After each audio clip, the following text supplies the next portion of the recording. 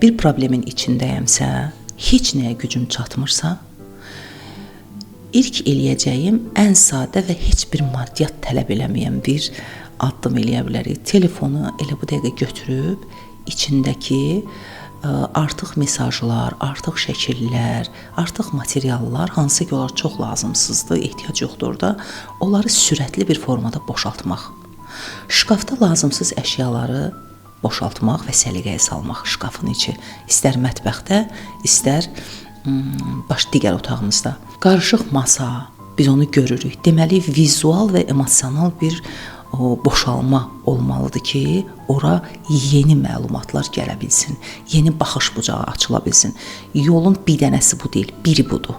İlk addım deyək biz buna və bunun üçün də bir söz var, deyir, yaxşı və pis iş təxirə düşəndə insana qismət olmur. Adətən qismət olmur. Ona görə yaxşı ağlına gəlibsə, bu dəqiqə eləyirsən, pis ağlına gəlibsə 5 dəqiqə gözlə.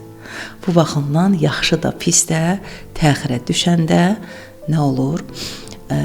İnsan ona qarşı ləngiyir. Yaxşı qətiyyən təxirə salınmamalı bir məfhumdur.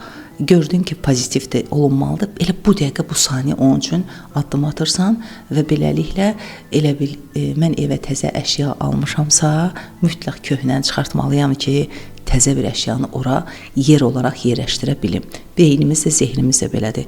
Köhnələr getməlidir ki, təzə gəlsin. Amma bu heç də o demək deyil ki, köhnə pis idi. Köhnə elə mənim üçün məni yoğuran, mənə qatqılar qatan bir yol yoldaşıydı. Yaxşı ki, olublar ki, bugün mən təzə bir markalar haqqında təsəvvürüm yaranıb.